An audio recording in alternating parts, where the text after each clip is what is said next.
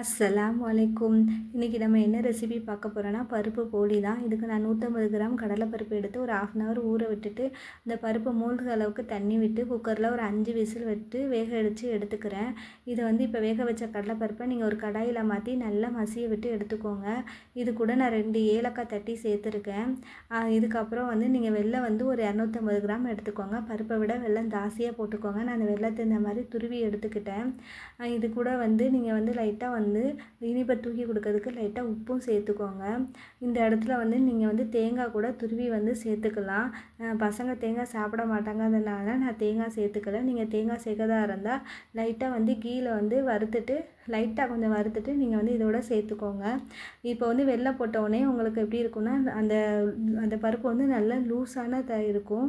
அப்புறம் நீங்கள் கிண்டிகிட்டே இருக்கும் போது கொஞ்சம் டைட்டாக ஆயிரும். நீங்கள் ஆற விடவும் நல்லா டைட்டாகிடும். உங்களுக்கு நல்லா உள்ளே வைக்கிற ஸ்டப்பிங் உருண்டை பிடிக்கிறதுக்கு சரியாக இருக்கும். இப்போ நம்ம உள்ளே வைக்கிற ஸ்டப்பிங் ரெடி பண்ணிட்டோம். இப்போ டோ ரெடி பண்ணிக்கலாம். இதுக்கு கரெக்டாக 1/4 கப்பு நான் மைதா எடுத்திருக்கேன். ஒரு 1/2 ஸ்பூன் உப்பு எடுத்துக்கோங்க. ஒரு 1/2 ஸ்பூன் மஞ்சத்தூள் எடுத்துக்கோங்க. இதெல்லாம் போட்டுட்டு லைட்டாக எண்ணெயும் விட்டுட்டு நல்லா தண்ணி விட்டு நல்லா பிசைஞ்சு எடுத்துக்கோங்க. இது நல்லா சாஃப்டான டோவாக பிசையணும். மேலே லைட்டாக ஆயில் அப்ளை பண்ணிவிட்டு நல்லா அந்த டோவை பிசைஞ்சு எடுத்துகிட்டு ஒரு 1/2 ஹவர் ஊற விட்டுருங்க. நீங்கள் ஊற விட்டால் தான் எந்த அளவுக்கு ஊற விடுதீங்களோ அந்தளவுக்கு சாஃப்டாக பிசைகிறீங்களோ அப்போ தான் தட்டுறதுக்கு ஈஸியாக இருக்கும்.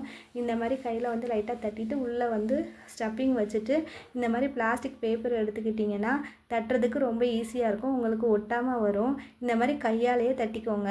நீங்கள் கட்டை வச்சு உருட்டுனா ஸ்டப்பிங் வெளியே வந்துடும். கையாலே தட்டி இந்த மாதிரி கவரோட பிளாஸ்டிக் கவரோட நீங்கள் தோசை தவாவில் மேலே போட்டு எடுத்துட்டிங்கன்னா அழகாக ஒட்டாமல் கிடச்சிரும். இந்த மாதிரி 2 பக்கமும் போலியை நீங்கள் நெய் விட்டு சுட்டு எடுத்துக்கோங்க. உங்களுக்கு நெய் போட விருப்பம் இல்லைன்னா ஆயில் கூட விட்டுக்கலாம். 2 பக்கமும் லைட்டாக நெய் விட்டுட்டு நல்லா போலியை சுட்டு எடுத்துக்கோங்க. இந்த பருப்பு போலி சாப்பிட்றதுக்கு ரொம்ப டேஸ்ட்டாக இருக்கும். அதே நேரத்தில் ரொம்ப சாஃப்டாகவும் இருக்கும். நான் இஃப்தாருக்கு தான் ரெடி பண்ணியிருந்தேன். பசங்க போலி கேட்டதுனால ரெடி பண்ணியிருந்தேன். ரொம்ப சாஃப்டாக இருந்துச்சு. இந்த மெஷர்மெண்ட்டில் நீங்கள் பண்ணிங்கன்னா கரெக்டாக உங்களுக்கு ஒரு 9 போலி கிடைக்கும். இது ரொம்ப டேஸ்ட்டாகவும் இருக்கும். நீங்களும் இந்த மாதிரி இஃப்தாருக்கு பருப்பு போலி ரெடி பண்ணி சாப்பிட்டு பாருங்கள். ரொம்ப டேஸ்ட்டாக சாஃப்டாகவும் இருக்கும்.